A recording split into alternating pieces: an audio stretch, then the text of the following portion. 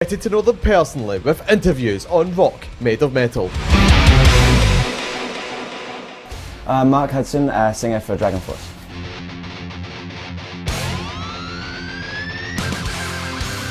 It's released Maximum Overload recently, and we called it Maximum Overload basically because it kind of describes the music and what's going on there. There's so much technical guitar playing and technical stuff thrown in there, vocals and everything. So we just thought Maximum Overload kind of encompassed the whole thing of, like how ballistic we were going on the album. And yeah, it's a really diverse album. There's lots of kind of new influences in there. We've got a producer, Jens Bogren, who's been helping us with it. So he's kind of brought some extra stuff to the table, and Fred's been doing some more songwriting. And yeah, it seems to be getting very well received. So we're very happy, and we're going to be playing them on stage tonight.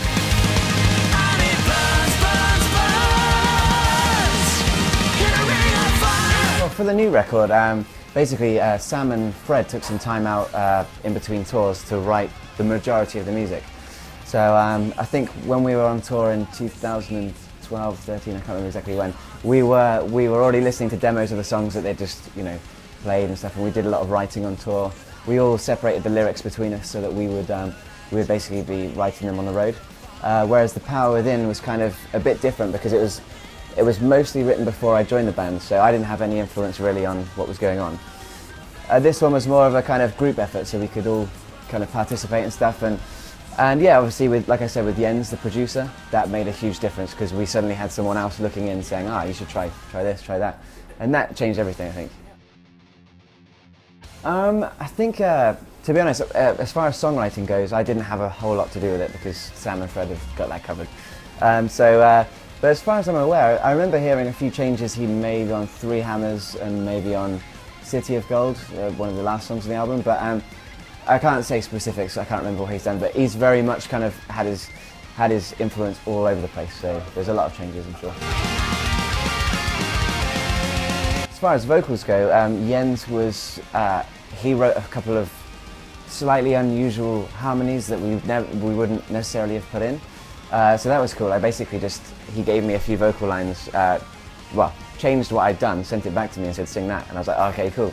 So yeah, because I did a lot of recording from my studio, from Herman's studio. I wasn't so much in Sweden as the other guys, so yeah, I was kind of receiving things from Jens and then singing them back and then seeing what he thought, and yeah, it was kind of like a evolution type thing, like exchanging ideas and stuff, and yeah.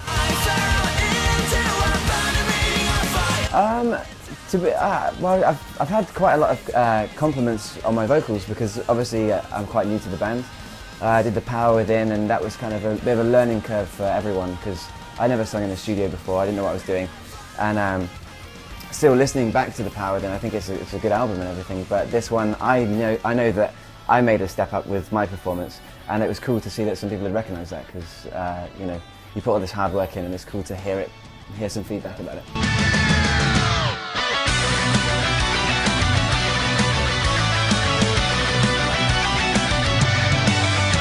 Well, I think there is. It's kind of hard to describe. Either Inhuman Rampage or Ultra Beatdown, there's something in there. It's mainly because The Power Within for us was a bit stripped down. Songs were a little bit shorter. There was a bit more headspace.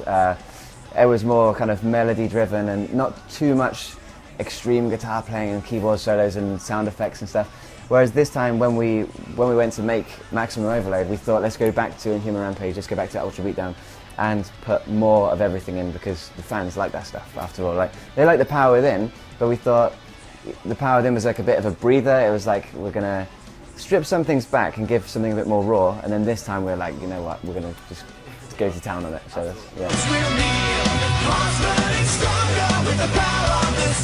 Not to like the detriment of the sound. Like we kind of decided to do these really well written songs that were slightly shorter, slightly more memorable, and just we toned a couple of things down a bit for it. But at the same time, there was a lot gained from having done that because like Seasons, they would never have done a mid-tempo song before me, so that was cool. So yeah, it had some good stuff. Don't know what to say about that. Yeah, I don't know what the liners we're going for with this song. But yeah, so basically we were throwing around ideas for covers, there was a lot of stuff on the table, and for some reason Ring of Fire stuck.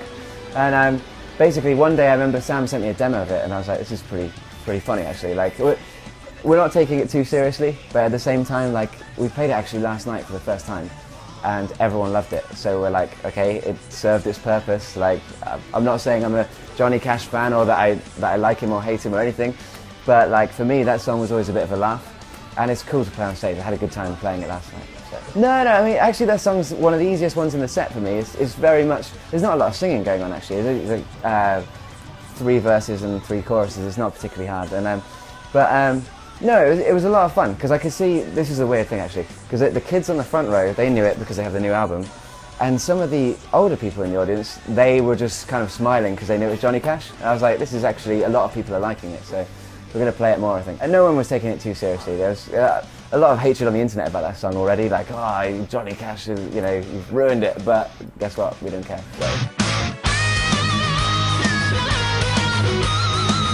Oh man.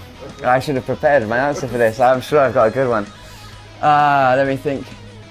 I was quite into Breaking Bad, and I was kind of thinking about saying the girl from Breaking Bad who's going out with Jesse. She's pretty fit, but like, I can't think what her name is. Do you know who I'm on about, right? Yeah, she's hot. Yeah, so if you're watching that, you know. It's never going to happen, obviously, but I'm available. So. You've got my information. Hey, this is Mark from Dragonforce, and you're watching Rock Made of Metal. Just click here to subscribe and check out more videos over here.